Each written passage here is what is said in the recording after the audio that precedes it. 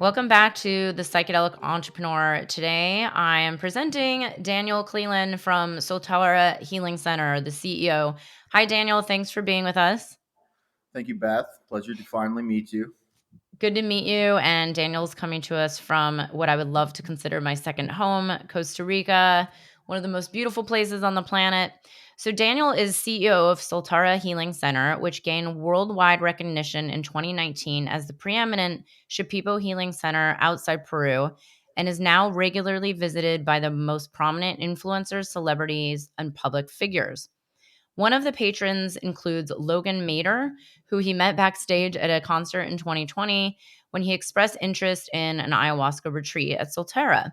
Shortly after meeting, Daniel founded the now internationally acclaimed band Savage Existence, and Mader produced their debut album, Animals. Since then, the Savage Existence has toured with iconic acts like Sepultura, Monstrosity, and more, and is working on their second album coming out this year in 2023. Daniel holds a master's of intercultural and international communication, but he learned his hard knock style of scaling from years of traveling, living, and hustling in the merciless Amazon jungles of South America. He is often referred to as the Indiana Jones of entrepreneurship. After applying the principles in this book to his company, his band, and everywhere he sets his sights, Daniel's new book, The 12 Laws of the Jungle: How to Become a Lethal Entrepreneur, has been called You Must Have Machete for the Jungle of Entrepreneurship. I can't wait to get into that. The foreword was written by Patrick Bet David of Valuetainment, Value and the team. okay, great. And the book lays out the 12 laws Daniel learned while living in the Peruvian jungle and how they are necessary for every entrepreneur to understand how to survive and thrive in the unforgiving jungle of entrepreneurship.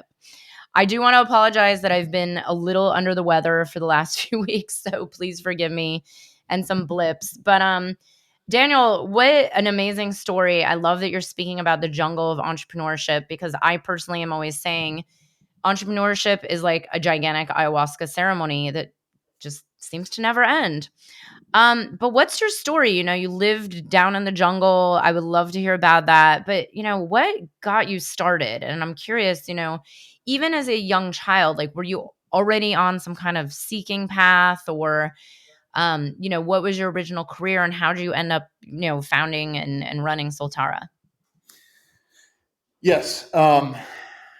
Uh, okay. Geez, that's a strange bio. The PR firm did that. It sounds weird when I hear it, but anyways, yeah. So, like most people, okay, like we're kind of talking about two different streams here.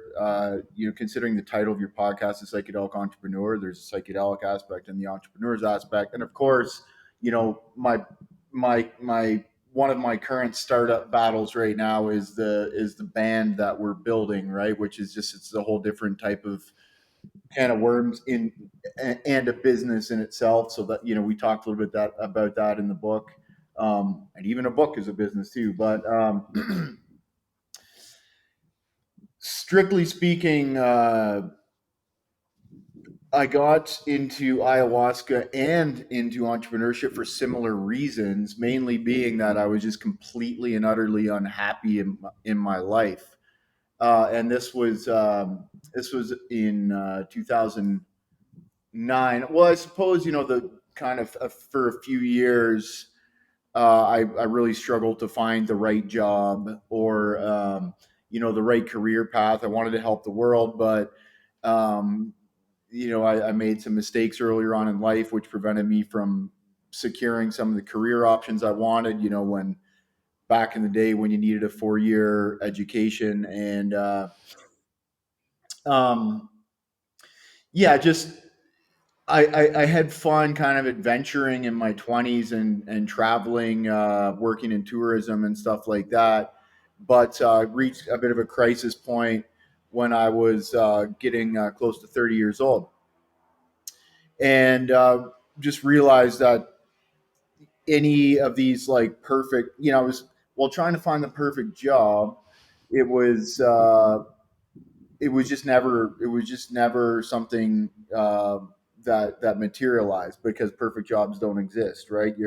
For someone who wants to adventure and travel and have lots of free time and also have the money to do things, the code word for job is just over broke, right? They keep you on the hamster wheel, just with enough leeway to pay your bills and spend your money getting drunk to forget your problems on the weekend. So I kind of got to this crisis point, and that also materialized in me making some pretty dumb decisions, because of I was getting really drunk on the weekends, and one of those weekends I decided to climb a 60-foot cliff and fell off, and almost died for one, and then but compound fracture the femur, so big bone sticking out of my leg, split my pelvis in half, and ended up spending 40 days in a hospital in Australia, with like an exoskeleton screwed into my body and $40,000 hospital bill with no insurance.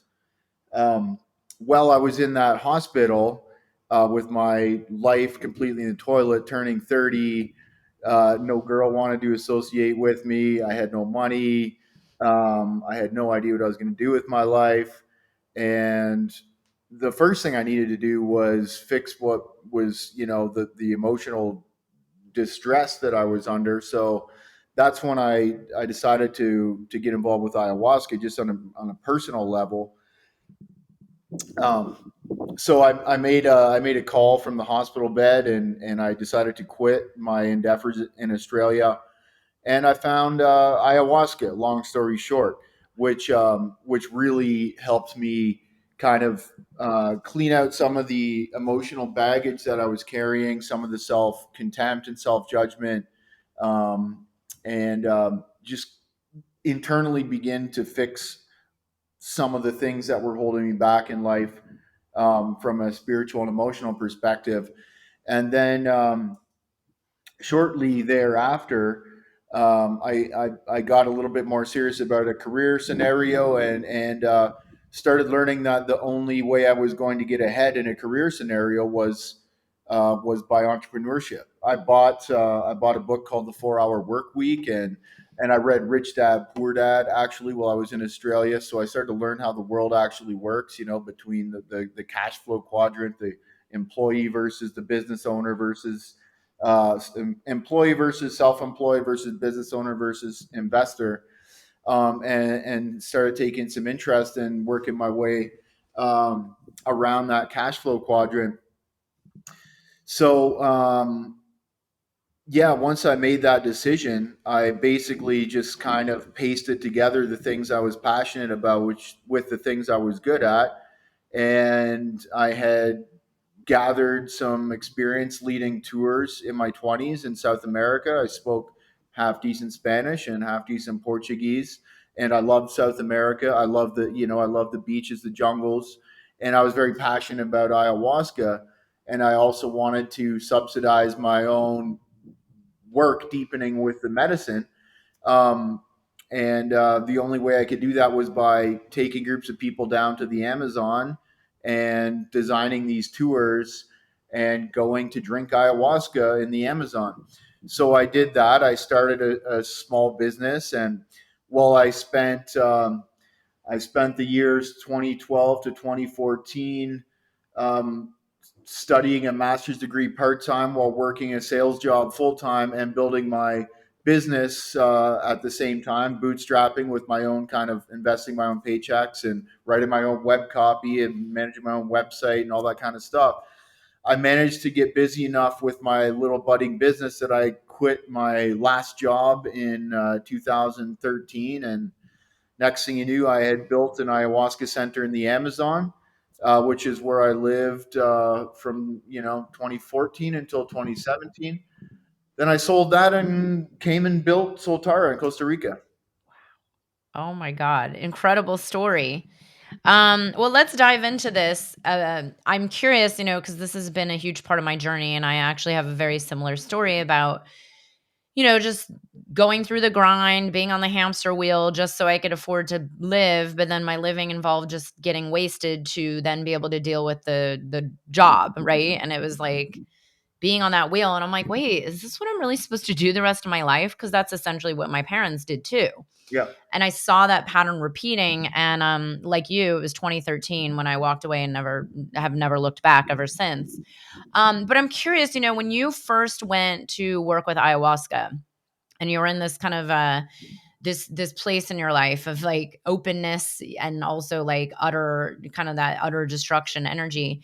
I'm curious, how has the medicine affected this path, like even before let's say leading the retreats? Like, did you start getting insights on, oh hey, I want to one day have a center or one day bring groups? Like, I'm curious, did your career path from that point forward come through the medicine? And if so, I'm curious, like, how did it or didn't it?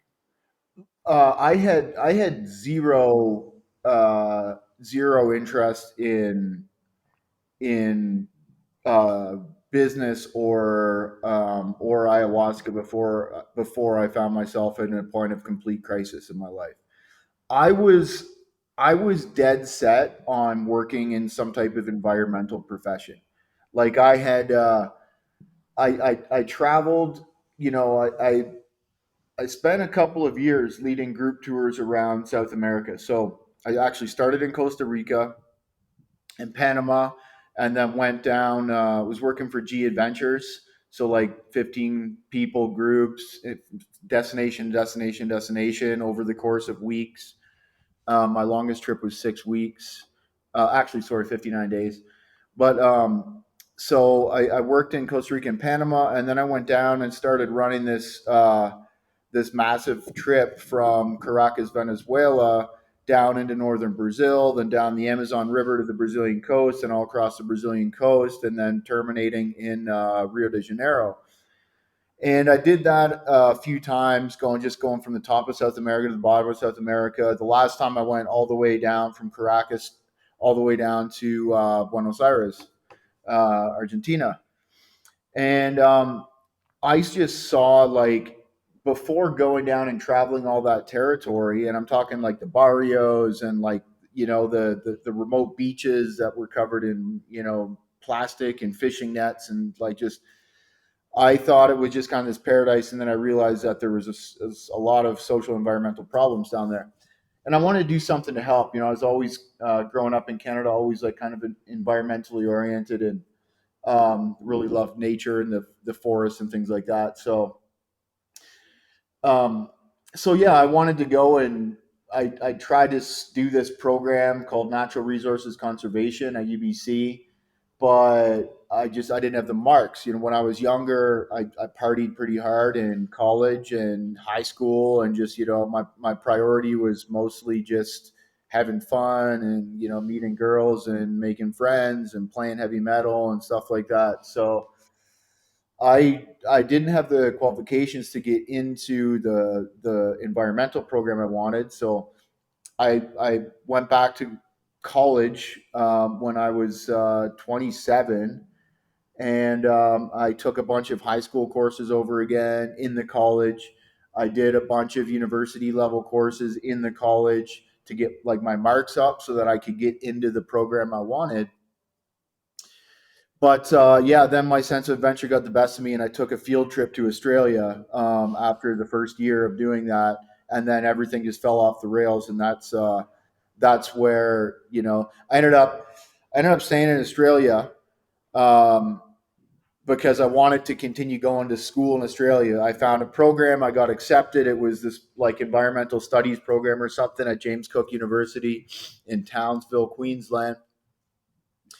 And so I get to Australia, this field trip, and I'm like, okay, I'm going to make a go of this. I took a sales job, which is door to door sales job. I made pretty good cash in the first week, but then it just kind of started to deteriorate after that. So I found myself right back in the hamster wheel, working with just enough money to pay the bills and get drunk on the weekends. But my dreams of going to school were just it wasn't going to happen. It was I needed to make an extra, like, I don't know, $50,000 a year to be able to go to school there.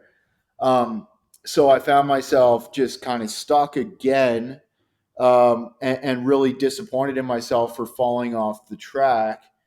But I was still, like if I wanted to get into entrepreneurship, that I would have done it in that job, because the whole aspect of that job was like, learn how to sell this shit, and then hire guys to work under you, manage them, and then you make all the money. But I was like anti-capitalist. I'm like, I don't want money. I want to help the environment. I don't want to participate in the system. I want to help the environment, et cetera, et cetera. So I had zero interest in entrepreneurship, um, or ayahuasca. Now that being said, I had many really meaningful experiences with psychedelics before them, with mushrooms or with LSD, for example.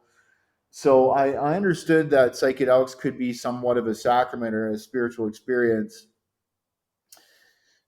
So I was attracted to ayahuasca, but I was also afraid of it because back in those days, like this is 2009, you would read the stories about ayahuasca. It was like this crazy psychedelic that makes you vomit and confront all your demons and all this kind of stuff. Um, so it wasn't until I actually got in front of it and had my very first ceremony that it just completely, it was like, wow, just opened me right up. And I just made so much progress in that first ceremony, which was good because I only had one ceremony. I went from, I traveled from Victoria, BC to Albuquerque, New Mexico to Gila, New Mexico, over a weekend to do one ceremony.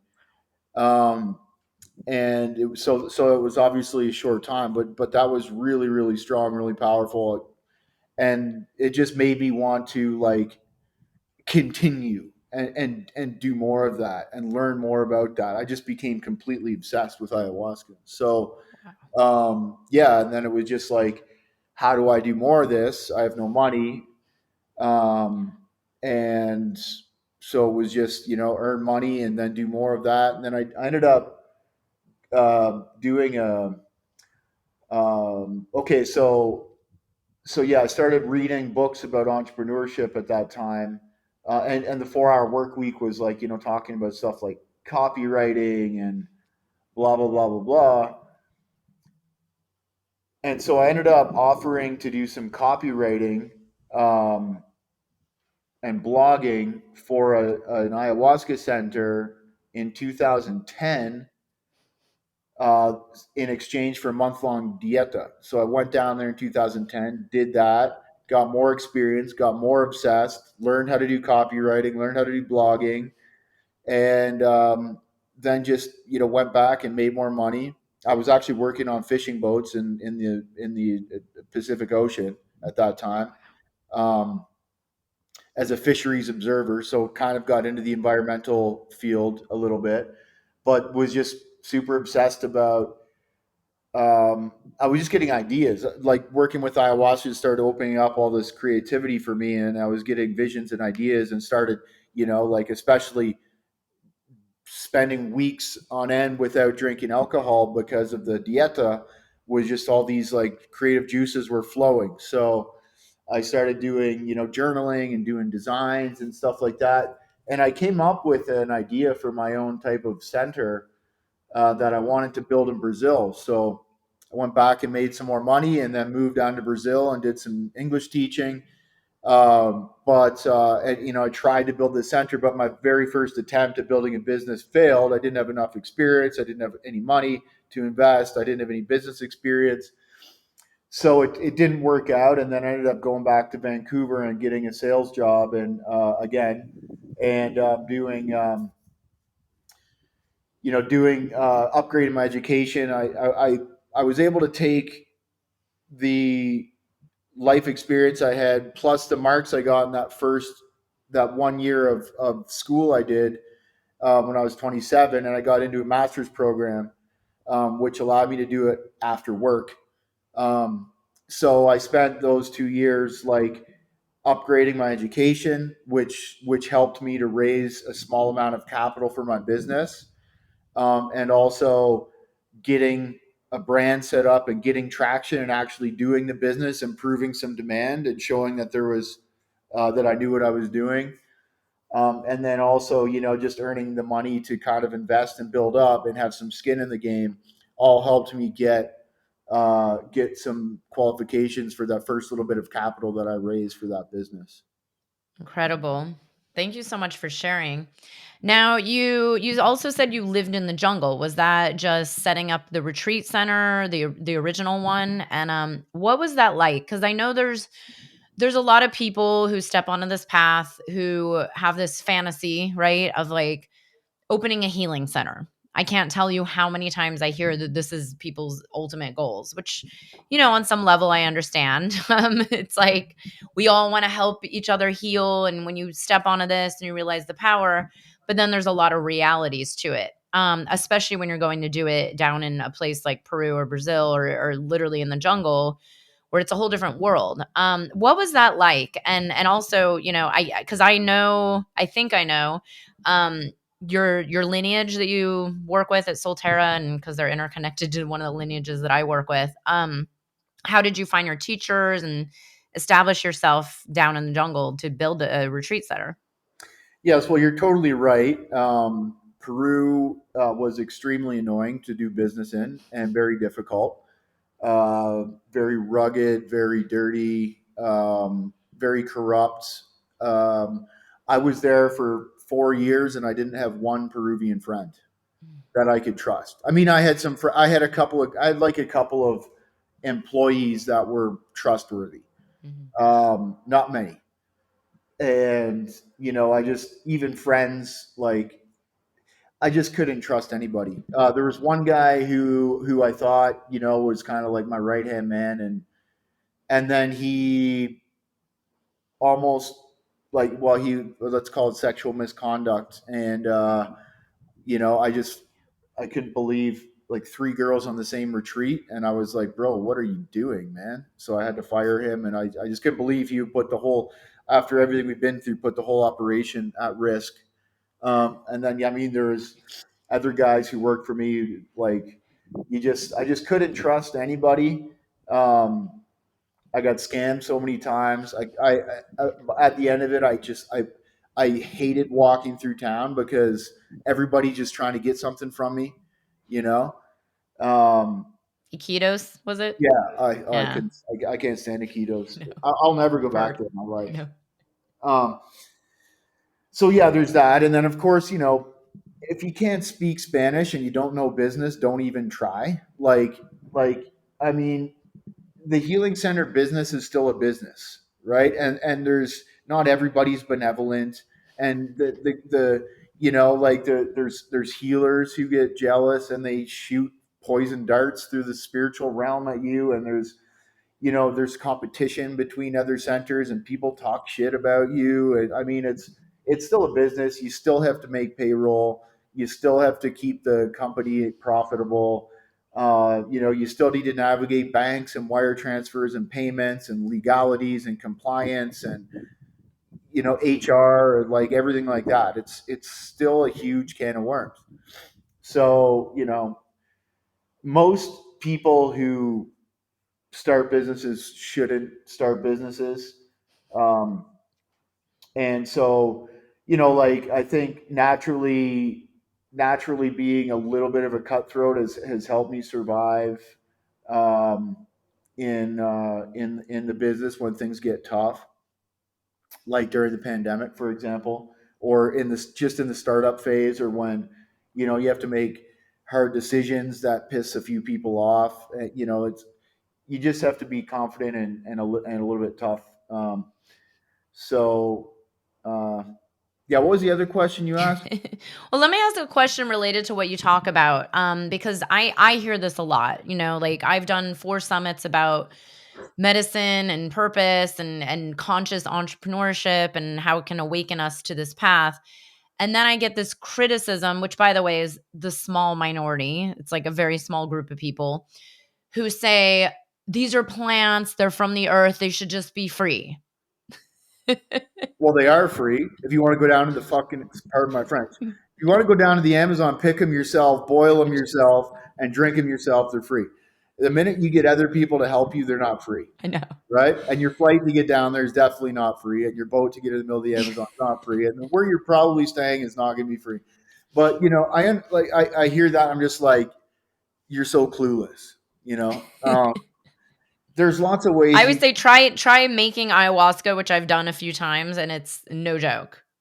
Like pounding by hand, every little, Yeah, and then like if you want to actually do it in a place that costs millions of dollars to build, that costs hundreds of thousands of dollars to run every year, with people who have spent 10 to 15 years of their lives investing their own money and learning their trade, um, that have all kinds of options.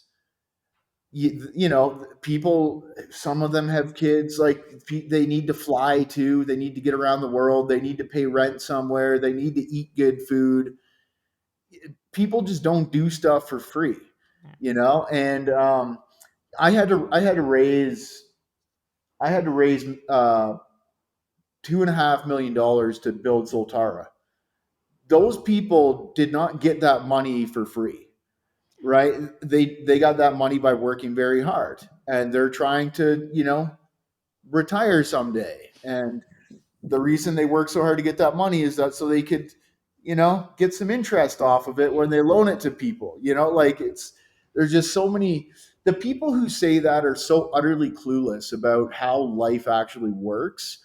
And I would just say, okay, go do it yourself. Then you want to go do it for free, go raise money, go spend years of your life fighting through the startup battle to get a sustainable organization, dealing with all these people trying to screw you over, dealing with employees, like dealing with banks, dealing with lawyers, and then tell me if you still want to offer your services for free. And I can guarantee you 100% of the time it will be definitely not. And sorry for being such an idiot, you know? I know. I'm glad you bring this up because I have a copy and paste response that I've sent to people because there's also this I assume people who say this to me have never been into the trenches of the jungle where there's actual communities that live in the middle of nowhere amongst tarantulas and snakes and but then they have this vision that they're all just living off the land in harmony with the earth, and I'm like, no, there's motorcycles and gas and tuk-tuks and noise and garbage, and there's still food at the shops and clothing, and it's not like they're just living in these huts that are, I mean, there are And also, some. guess what? Those people who live in the jungle like to shoot cute monkeys and cute Yeah. sloths and eat them. Yeah. Like they're not all good people down Yeah. there, Yeah. and it's rough and rugged. I opened my new book by saying that um, the jungle will kill you within 48 hours if you don't know what you're doing. Like, it's a rough place, and the people who live there are rough people. Some of them carry guns, Yeah. and some of The them guns. rape women, and some young women that are underage, and there's like it's Yeah. it's not a fairy tale, right? It's not a Totally. fairy tale. And even when you get into the medicine space, um, some of the healers are not benevolent. Even within just like, you can even have healers within the same ayahuasca center that are shooting things, like attacking each other and between other centers, and you can have brujeria, and you can have people cursing each other and stuff like that. It's just not a fairy tale. It's very powerful, and if you find the right people, and you're in and it's not only it's the right people, yes, but it's also the right, like, circle of people, because if you have a circle of people that work well together, and like trust each other, and there's a certain vibe that they have together, then that's a safe space. Um, but if you have, like, some of the best people, but then there's ego battles between them, and like you're just walking into this like crossfire, like that can also be dangerous. So yeah, I mean, yeah, it's Yep. It's an interesting world, that's for sure. Well, yeah, let's get into it a little because I want to talk about the realities of running a retreat center. Because again, there's a lot of glorification of this. I've interviewed a few other people. I'm friends with people that own other retreat centers, and everybody has the same stories of like, there's a lot of realistic challenges. Especially when you try to scale or expand. And then also when it comes to the pricing, there's this criticism like, well, it's only for people, a certain class of people that can afford to pay $5,000 to sit with medicine, so what do you say to that? And how does your business model potentially serve more and more people and help this grand, like the demand for healing, while also Yeah. making it, like accessible to some or not accessible? Like, do you have, ways of dealing with that or handling that or building it into the future of the business? Yeah, for sure. So there's lots to be said about that. First, there's all different kinds of price points across the board. It really comes down to how comfortable do you want to be, how many people do you want to have around you while you're doing it, and how good do you want those people to be, and how much work do you actually want to put in yourself, right? If if you want to put all the work in yourself, you learn Spanish, you take a flight down to Peru, you take a bus to Pucallpa, you take a peke peke up the river, and you sit in a village with some shipibos and you eat rice and eggs and chicken that they slaughter that that runs around, free range chicken. um, and you'll drink really powerful medicine, and they'll hopefully take care of you without causing you any problems. That's the cheapest way to do it, right? It's also not the safest. You're also not going to have people around you who speak English, um, you know, and it's not going to be comfortable. There's going to be mosquitoes. You're going to be sleeping on a crappy bed with, open air, no air conditioning. Probably get diarrhea because the water's not going to be good. It's just that's the reality. If you want to go to Costa Rica, to a place like Soltara, and we have a 2 to 1 staff to guest ratio.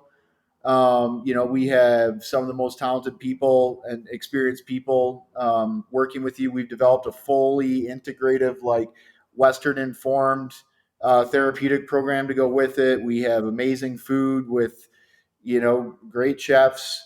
Uh, 21 acre beachfront property, with sunrise view. All the rooms are 50 meters, 500 square feet, with luxury king beds and luxury linens and marble countertops and nice stone showers, like with nice transportation. Like, it's just all that stuff in Costa Rica makes it $5,000 a week, so we get a different demographic. Now, even that being said, we have a couple of more rustic. And another thing is, we have maximum group size of 22 people. So, we have to make that place viable with 22 people a week. So we have to make it that comfortable so that people are willing to pay that much so that we can support the operational costs and not go under and be able to survive a hiccup like the pandemic if one and when one happens. Um, that being said, we have a couple of more rustic options on site that are a lower price point. We also have shared rooms, which are a lower price point. Um, and we also have a scholarship where we take, I think 1 or 2 people for free every month. I'm not sure what that is. And then in addition to that, we opened up another center in Peru. So everything in Costa Rica is really expensive, as you know. Like, I mean, it's basically American prices here. Very expensive in Costa Rica. It's very nice, beautiful country. It's safe. It's convenient, easy to get to. 3 hours from Miami. Like, it's like there's reasons why Costa Rica is expensive, and then Peru's much cheaper, and there's also reasons why Peru's cheaper. Much more inconvenient, much less safe, farther, harder to get to. um, you know So we just recently opened up another center in Peru this year. That's rustic. It's in the Amazon. It's half the price of our Costa Rican operations. Small groups as well, 13 max people. So you just get what you pay for. And if you really want to do it cheap, you can do it. And if you really want to be comfortable and safe and convenient and have all kinds of hands-on care and pampering and luxury, you can do that too. It just costs money. And I'm glad you bring this up, because I've actually done both. I've had the both extremes. Like when I do dietas in the jungle, it's open air tombos, and thankfully I'm with a good crew that I trust that I've been working with for a long time. But it's no joke. I mean, the first time I went there, it was like the amount of anxiety because it's just so intense. And yeah, there's guys that walk around with guns because I was like, "Oh, why are there guys walking around with guns?" "Oh, well, we have to guard you guys." I didn't know it was like that until I'm in that reality. Yeah. And it's definitely not for everyone. I always say my mom would never go drink medicine like that. But would my mom maybe go to Soltara? Not in this lifetime, but she would. You know what I mean? Or someone that needs like a more comfortable environment or is just not ready to be immersed sleeping 3 inches away from tarantulas. So thank you for bringing this up. And I love to shed, a lot of light on the reality of what it's like to run these centers. You mentioned being profitable, having to stay in business. People forget that there is an actual staff, for safety reasons as well. And also to maximize what you're there for, the healing, the experience. It's not just a vacation here. It's a very different experience. Now, I want to talk a little bit about this book you wrote and what lethal entrepreneurship is like. And, you mentioned the jungle and entrepreneurship, which I love this because I always speak about how I believe entrepreneurship is very similar to this psychedelic experience of, riding the waves of the ups and downs and the, wanting it to just end, but there's 5 more hours left, like, um, and what is this all about? And can you explain this? The Indiana Jones piece of it.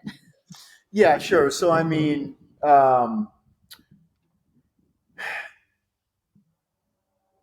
I'm a wartime entrepreneur, right? I discovered this when building the companies, right? When you're in the startup battle, I just I tend to feel like it's an assault. Like I'm like you're constantly you're being attacked. You're constantly on edge. It's like the 1,000-yard stare. It's like, okay, what's coming next? You know, um, and so I've done that. I've done that enough times. I've started 3 businesses, and one of them is Soltara. One of them was the business Pulse that I started in Peru. Um, and one of them was a company I started in Texas, uh, which didn't succeed. But well, kind of did. We sold it for basically break even, but uh, it feels like you're being attacked, and when you're being attacked, you have to fight back, and you have to neutralize threats basically. So whether that threat is low cash flow. You can't make payroll every month. That's a threat because if you don't pay people, they're going to leave. And so how do you've got to fix that somehow. You need to increase sales, or you need to increase prices, or you need to cut costs, or something like that. There's I've been betrayed by people multiple times. I've been legally attacked by people. I've had bank accounts just close down my accounts because I can't provide a certain piece of paper, or they don't like the piece of paper I provide, or I didn't provide it in time, or like, um, we've had various payment platforms and wire transfer services close our accounts because they didn't, they changed their policy guidelines, or they didn't like ayahuasca or whatever. Just when you are just a hair's breadth away from total collapse, and you need to keep all the wheels on the bus, and you're constantly under attack, you must be lethal or you will not survive. That is why the vast majority of businesses do not last 3 years, let alone 5 years, let alone 10 years, right? 90 some percent of businesses do not last 10 years. Um, and so, you have to, first, you have to fight through the startup war to get to a certain place of stability, which I refer to as peacetime in the book. Um, and that's when you've got a kick-ass team of people that's happy, that's been with you for a while. You've got your ride or dies. You've got enough resources in the bank to be able to weather, a hiccup, like which I call hiccup capital in the book, which who knows what that could be next. It was the pandemic was obviously one thing that just all of a sudden, like, today we're killing it. Oh, wait, tomorrow the borders are closed and we don't know when they're going to open again. Like, who ever knew that could happen? Right? What's the next thing? World War III, um, another pandemic. I mean, New there's who knows, lockdowns. like, exactly, like, who knows what could happen. So you have to, but you have to be ready for that. So you get to a certain point where you've got enough cushion in the bank to weather any potential storm, market downturns, whatever. Um, and you can kind of take a breather and put someone else in charge who's more peacetime oriented, which is kind of soft and smoother and more like networking and massaging things and optimizing things and making small tweaks here and there to optimize operations or optimize profitability or HR, things like that, which all is just really boring to me. I find myself more in the way of like, okay, start something and go to battle kind of thing. Um, so, that's the whole lethal entrepreneur concept, is really just getting the kills that you need to keep the organization alive. Because really, you're the ultimate point of accountability. When you're an entrepreneur, you start a business, you have no one else to blame except for yourself. And if you take your eyes off the ball, or if you get complacent, or if you let things slide in the organization, and you're not like kind of looking at the business chessboard and contemplating 5, 10, 15 moves ahead, and how every action that happens has kind of a chain reaction that goes throughout your business, then that's your fault. And if your business collapses because you missed something, that's your fault. Um, so you really have to take that seriously. And if you see something going on, you just have to be lethally effective. And I don't obviously mean lethally by like actually killing or hurting anybody, but you have to be um, decisive, right? And the whole like Indiana Jones saying, it's kind of stupid, but yeah, no, just a guy who is following my whole journey, who runs a podcast. I kind of like became an entrepreneur by like cruising up the Amazon River in little dugout canoes, and like you know taking people on jungle tours and drinking psychedelics in the middle of the jungle with indigenous shamans and stuff like that. So it's kind of like, I mean, I built my business on adventure, right? I mean, that was really, I was all about adventure when I was in my 20s and probably the first half of my 30s. I got pretty tired of it by the time I was 35, and that's when I moved up to Costa Rica, and I've been slowly just getting more and more interested in comfort and uh, uh, and being a little bit more chill since then. So if I wouldn't say that now I'm anywhere close to an Indiana Jones of entrepreneurship, but I'm saying that I probably was 5, 10 years ago. So Oh, thanks for sharing. I know Soltara brings in a lot of entrepreneurs. I know friends of mine that have been there, and certain well-known celebrities. I'm curious, what is your take? over the years of seeing so many people come through and step, deep onto the medicine path, whether it's their first time or going for a week and just, drinking a few times, how do you feel that this medicine, or really any psychedelic medicine, has an effect on not only entrepreneurship, but the way we do business in the world on a larger scale? Like, do you believe that there might be, a shift into how we're doing business? Like what we're seeing with, let's say, Aubrey Marcus or Charles Eisenstein and the gift economy, or bringing more consciousness, or let's say, leaders in implementing, like David Bronner, his work, bringing in more sustainability into their business. Do you believe that ayahuasca is maybe helping facilitate this change, or is this my projection of my own internal dream? I think to a certain extent, yeah. It certainly was very essential to my own development as an entrepreneur and to a lot of decisions I made in the beginning. Um, I I got a lot of my ideas and foresight during ayahuasca ceremonies. I hesitate to go too far down the rabbit hole because I've also had a bunch of ceremonies that gave me ideas that were complete BS.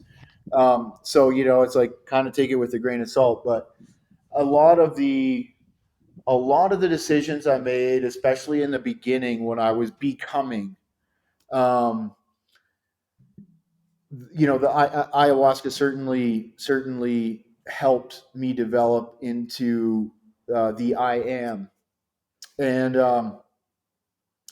I've certainly seen it. I've certainly seen it impact a lot of people in perhaps a certain similar way, and I think it's easy, especially when you get super clear. Like sometimes you can't unsee something, right? So if you have a vision where it's like it helps you come to a very deep realization about something inside of you, about something outside of you, about something you want, about something you don't want, about something you see as important or unimportant. That sometimes creates a tectonic shift inside of you, and you must follow that wisdom or that intuition. Um, I do shy away from leaning too heavily on ayahuasca for decision making, especially now because I feel more integrated now between life experience and medicine experience and entrepreneurial experience. Um, that I don't actually drink a lot of ayahuasca anymore because I kind of find myself like just getting like kind of repetition these days. Um, so I don't feel the same calling to do it, and I feel like that's probably a good thing. Like you don't really want to have to keep going back to the well in order to maintain your life, right? Like you kind of want to graduate, and I mean, I always found ayahuasca to be something that really helped me get over a big maturation phase in my life, and and yeah, and I certainly have seen that with other people. I can't speak for Aubrey or Charles or anyone else, but I've certainly observed them having creative ideas and making decisions about business moves that were based on their, I think, general broad medicine experience. Mm. Yeah, and you bring up a really good point, which is true. I do believe in this idea of integration, and that it's not here for us to just depend on. It's interesting. There's people now leading these like intentional medicine ceremonies that are all about like, we're gonna find business ideas and solve your business problems, and scale your startup here with this ayahuasca retreat. Which is, of course, it's earned some criticism. And it's also, yeah, there's a time and place. And I've learned personally to take everything with a grain of salt, meaning before I act on anything, and thankfully that was since day one, I sit on it. I get curious. I see if it's really real. I feel into it in my reality and not just in the medicine space. And then, hey, maybe 2 to 3 years later, it actually manifests. But let's talk a little also about integration. How does Solterra do or offer integration as part of the retreats? And then I think you guys also do have a separate like integration community being built, right? From what I understand. Yeah, so that's not really my specialty. That was not part of the game when I got into the game, really, and that was I'll blame Melissa, our COO, for uh, really understanding that that was a big vacuum that needed to be filled.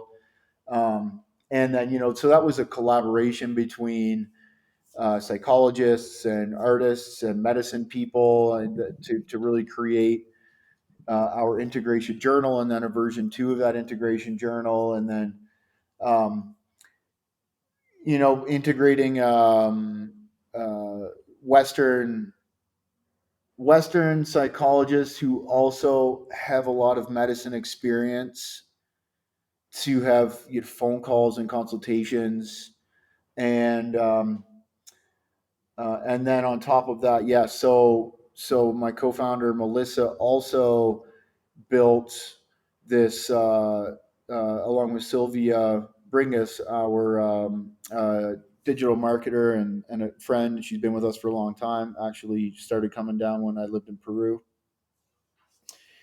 They built this integration community called the Maloka, and it's a very interesting concept. I've been in support of it since they brought it to me. It's they offer all different kinds of sessions with different types of practitioners, community.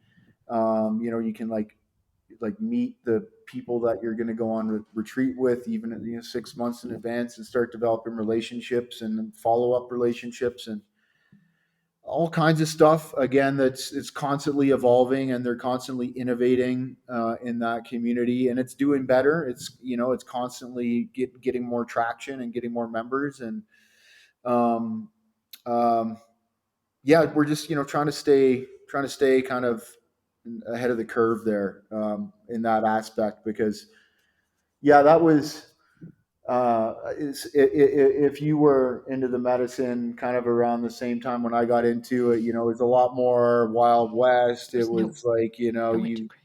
it was crazy. Yeah, it was There like was the crazy. word integration didn't really exist back No, then. right. It was all about the experience. It was you go down, you have this big experience, and that's going to change your life. And then people started realizing that, okay, well, you can go and have this big experience, and then sometimes it doesn't change your life. Sometimes you just go back to old patterns and old ways of being, old relationships.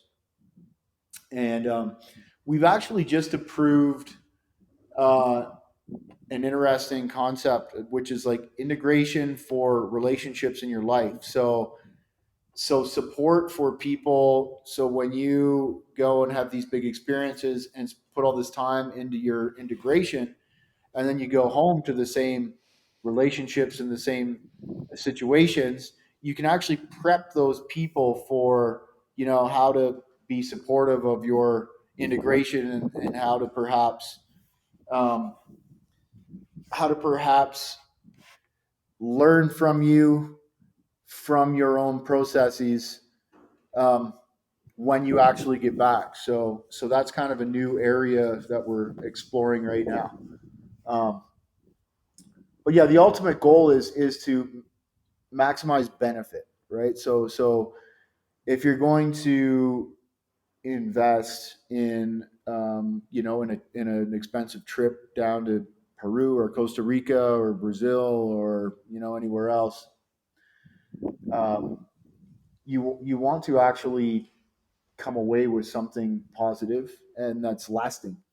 Um, I find it weird, those guys who are doing these entrepreneurial retreats. It struck me as like, you can kind of have an intention, but you also have to just let anything that needs to come up come up. So I don't know, like I wouldn't want to, I have had business ideas come up during ceremonies, but like I wouldn't want to be like, okay, I'm going to drink ayahuasca and figure out what I need to do about Q3 earnings this year. Like, like And I actually have a theory that it wouldn't tell you what to do anyways.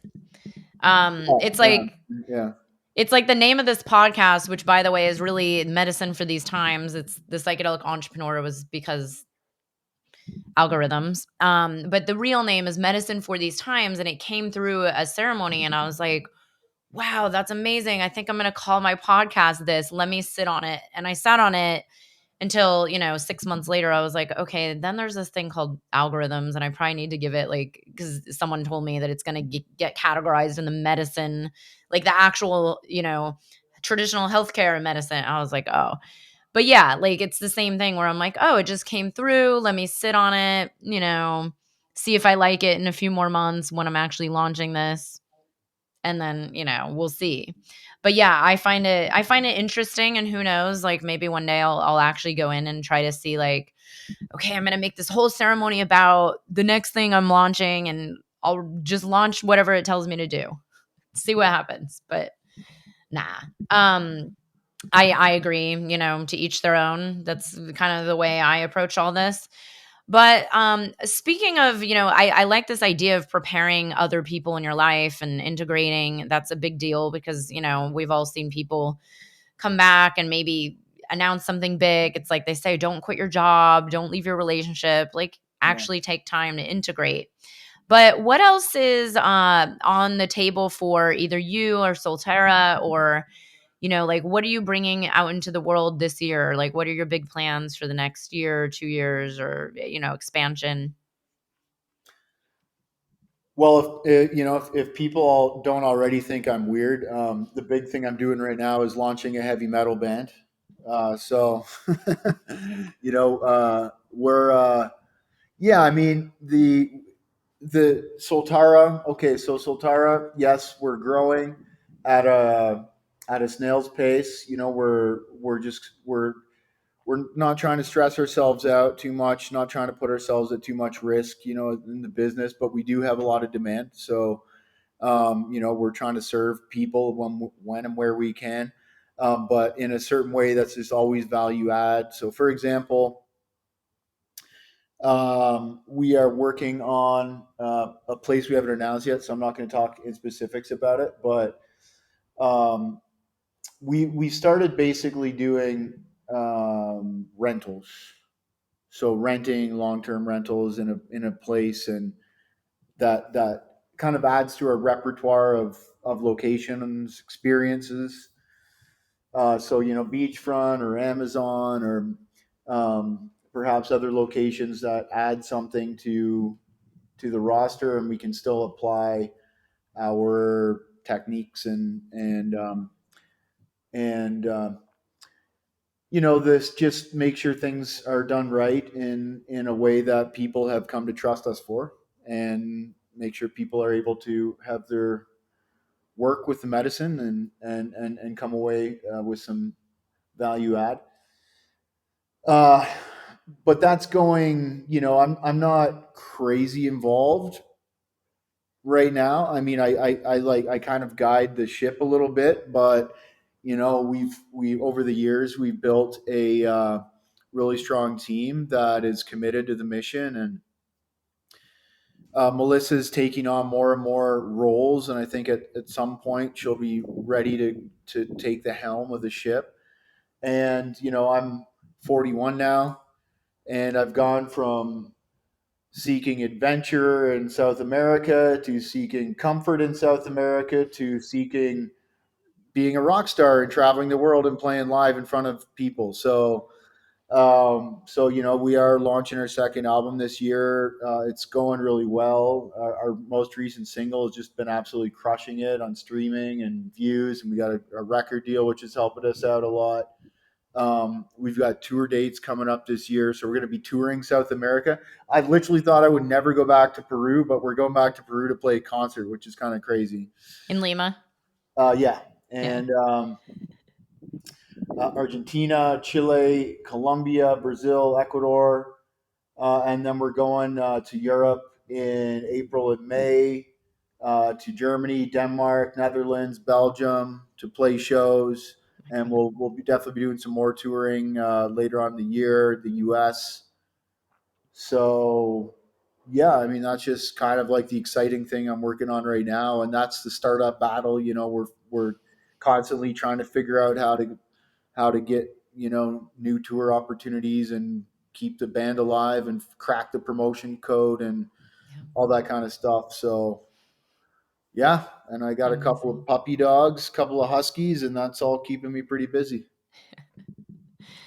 Well, Daniel, it was an honor to meet you and bring you here and to hear your story and share all of these realities of opening a retreat center and just this adventure of entrepreneurship. I'm appreciate it and thank you so much for the amazing work that you've been doing in the world. Thank you, Beth. I appreciate the opportunity. Good Thank luck with you. what you're doing as well.